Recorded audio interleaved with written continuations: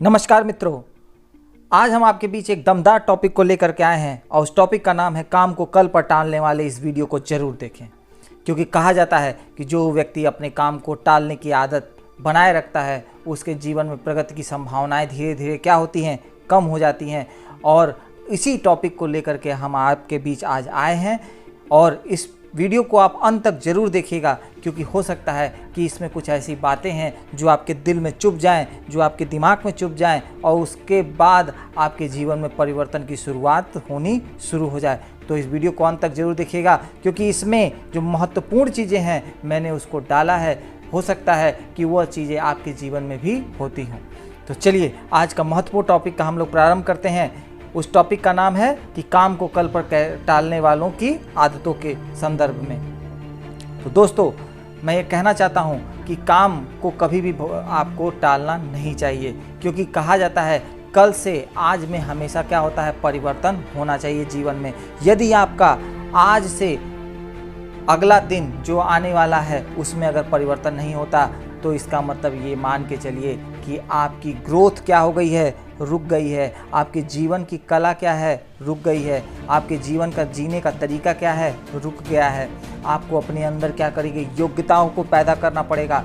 बिना योग्यताओं को पैदा किए हुए ये समाज, ये सोसाइटी आपका कभी सम्मान करने वाली नहीं है। देखते हैं कि जैसे जैसे एक बॉडी बिल्डर होता है वो अपनी मांसपेशियों को इतना मजबूत बनाता है और मजबूत बना करके वो बॉडी बिल्डिंग के क्षेत्र में अपने आप को क्या करता है, आगे बढ़ाता है। मांसपेशियों को क्या चाहिए, एक्सरसाइज चाहिए।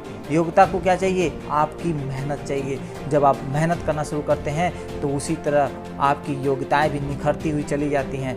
और कहा भी जाता है कि इस धरती का अगर सबसे बड़ा निवेश अगर होता है तो वो ज्ञान का निवेश होता है। अगर आपको ज़्यादा मुनाफा कमाना है, ज़्यादा अपने आप को टैलेंटेड घोषित करना है, दुनिया के सामने प्रूव करके दिखाना है, अपने व्यक्तित्व का विकास करना है, तो वो उसमें सबसे बड़ा निवेश होता है ज्ञान का निवेश। अगर आप ज्ञान में निवेश करेंगे तो आपको इस धरती पर कोई भी अमीर बनने से रोक नहीं सकता। यही बात मैं आपके बीच कहने आया हूँ कि काम को कभी भी कल पर मत टालिए। आपके अंदर एक गुस्सा होना चाहिए, एक जुनून होना चाहिए। आप उस गुस्से को अपने ऊपर निकालिए कि क्यों ऐसा मेरे साथ हो रहा है। क्या तुम इसी दिन के लिए पैदा हुए हो? क्या तुम सोने के लिए पैदा हुए हो? बस यही बात जिस दिन आपके मन ने, आपके दिमाग ने एक्सेप्ट कर ली, उस दिन आपको बड़ा बनने से कोई रोक नहीं पाएगा। और यह बात आपके दिन भर दिमाग में चलनी चाहिए। सकारात्मक पहलू चलना चाहिए और आपका दिमाग जिद्दी होना चाहिए। जिद्दी कि आप अगर आपने किसी भी चीज़ के लिए जिद पकड़ ली तो आपको कोई हराने वाला इस दुनिया में न हो। ठीक है ना। दूसरों की परवाह कभी आपको करनी नहीं है। परवाह मत कर उनकी जो आज देते हैं तुझे ताना, झुका देना कदमों में उन्हें जब आए तुम्हारा जमाना। इसी के साथ मैं बोलता हूँ कि आपको कभी भी किसी की परवाह नहीं करना चाहिए, क्योंकि कहते हैं कि जिनके रगों में खून नहीं जुनून दौड़ता है उन्हें अपनी ज़िंदगी में रिकॉर्ड तोड़ने से कोई रोक नहीं सकता। इसलिए दोस्तों, इस चीज़ को आप हमेशा ध्यान में रखिए। आपको अपनी जागरूकता में दिन प्रतिदिन सुधार करना है। अगर यह सुधार नहीं हुआ तो उस ठहरे हुए पानी की तरह आपकी ज़िंदगी हो जाएगी, जो बहता तो है लेकिन केवल आपको लहरों की तरह।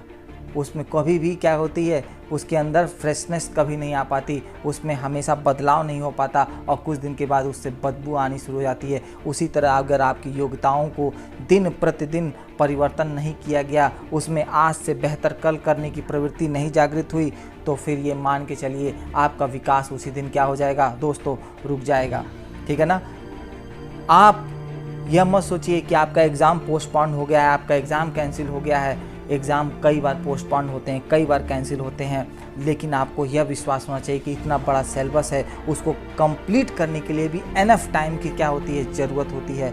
और यही आपका गोल्डन अपॉर्चुनिटी है, यही आपका गोल्डन टाइम पीरियड है जब आप अपने समय का सबसे ज़्यादा उपयोग कर सकते हैं। आपको पता है कि बहुत से लोग के लिए ये जो लॉकडाउन था वो एक सज़ा बन के रह गया, और बहुत से लोगों के लिए लॉकडाउन क्या होगा, एक इंजॉयमेंट का मूवमेंट बन गया दोस्तों। जिन्होंने अपनी ज़िंदगी में ज्ञान का, समय का बहुत ज़्यादा इन्वेस्ट किया था, आज उनके लिए ये जो लॉकडाउन है वो आपका खुशियाँ लेकर के आया है। आज उनको अपने परिवार के बीच में रहने का मौका मिला, इंजॉय करने का मौका मिला, अपने पर्सनालिटी को इम्प्रूवमेंट करने का मौका मिला। तो ये होता है सकारात्मक पहलू कि यह लॉकडाउन किसी के लिए नकारात्मक भी है और किसी के लिए सकारात्मक भी है। ठीक है, तो आपको उससे कभी भी डरने की आवश्यकता नहीं है। रातों रात सफलता कभी किसी को नहीं मिलती, उसके लिए आपको तपस्या करना ही पड़ेगा। मैं आपको एक कहानी बताता हूँ कि एक बार पिकासो, जो बहुत बड़े एक आप जानते ही होंगे कि पेंटर थे, उनके पास एक लड़की भागती हुई आई और कही कि आप पिकासो हैं?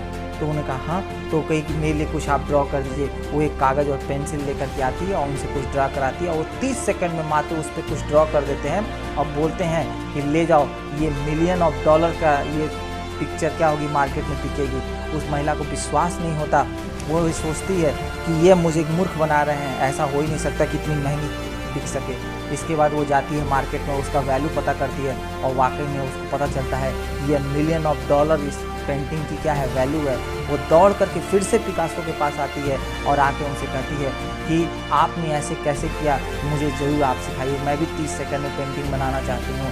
तो उनका एक ही जवाब अपने मुंह से निकलता है कि इस 30 सेकंड की पेंटिंग को बनाने के लिए मुझे 30 साल लग गए, मैंने 30 साल मेहनत की थी, तब जा कर के यह 30 सेकंड की पेंटिंग बनकर क्या हुई है, तैयार हुई है।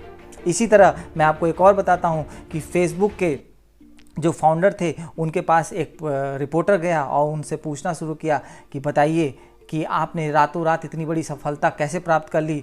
तो मार्क जुकरबर्ग थे, उन्होंने कहा कि हाँ, मैंने रातों रात सफलता प्राप्त कर ली, लेकिन वह रात बहुत लंबी थी। देखिए उस व्यक्ति का जवाब कि वो रात बहुत लंबी थी। तो हम लोग को किसी के पीछे का छुपा हुआ उसका मेहनत, उसकी तपस्या नहीं पता होती है, लेकिन उस तपस्या के पीछे उसने कितनी दूरदर्शिता रखी होगी, कितना डिसिप्लिन अपने अंदर पैदा किया होगा, समय को बर्बाद करने से कितना रोका होगा, और आज उसने इम्पॉसिबल चीज़ों को आई एम पॉसिबल करके दिखाया।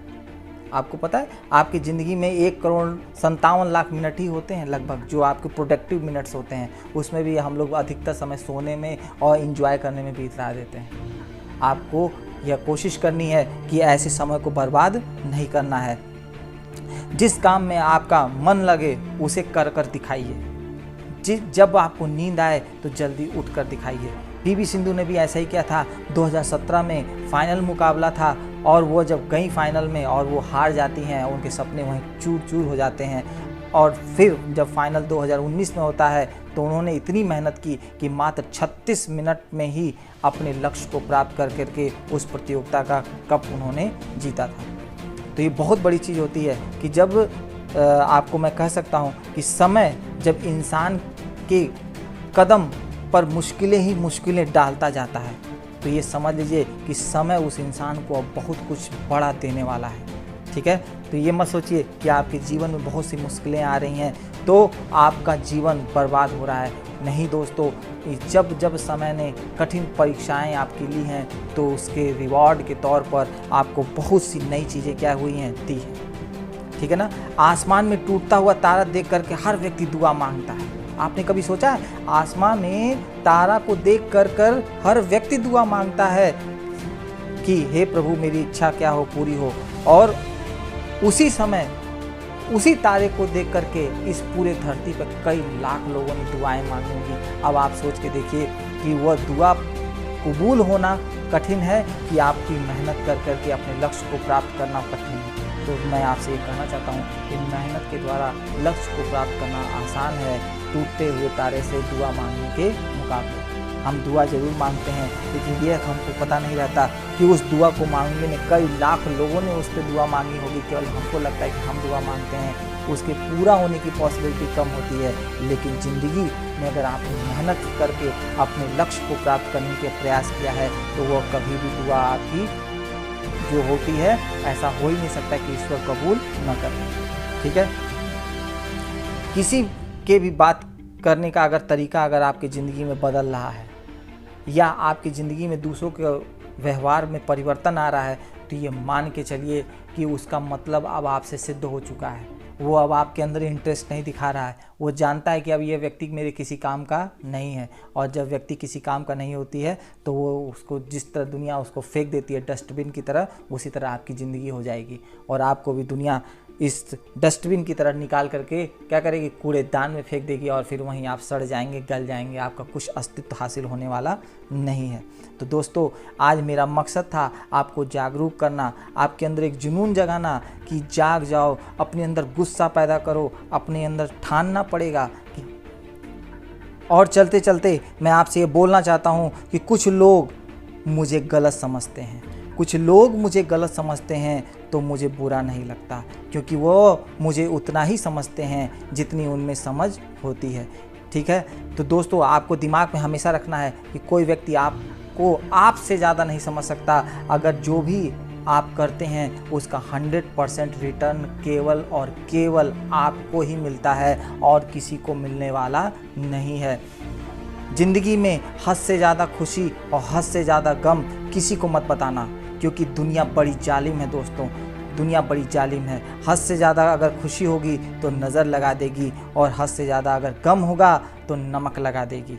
इसलिए इस चीज़ को ध्यान में रखते हुए अपने समय को बर्बाद करना बंद करिए, वरना तो ये आज आप समय को बर्बाद कर रहे हैं, कल को समय आपको बर्बाद करना शुरू करेगा। उस दिन आपको अपनी गलतियों का एहसास होगा कि आपने ज़िंदगी में कितने बड़े बड़े गलत काम किए, जिसका खामियाजा आपको नहीं, आपके पूरे परिवार को, इस पूरे समाज को, इस पूरे देश को भुगतना पड़ सकता है आगे चलकर। इसीलिए हर व्यक्ति को अपने अंदर खुद सुधार पैदा करना पड़ेगा। अगर व्यक्ति अपने अंदर खुद सुधार पैदा कर ले तो 130 करोड़ इंसान अगर अपने अंदर इस सुधार करने का अगर प्रण ले लें तो एक दिन हमारे देश को परिवर्तन की आवश्यकता नहीं होगी, हमारा देश खुद ब खुद परिवर्तित हो जाएगा। ठीक है, तब तक के लिए हिंद, जय भारत।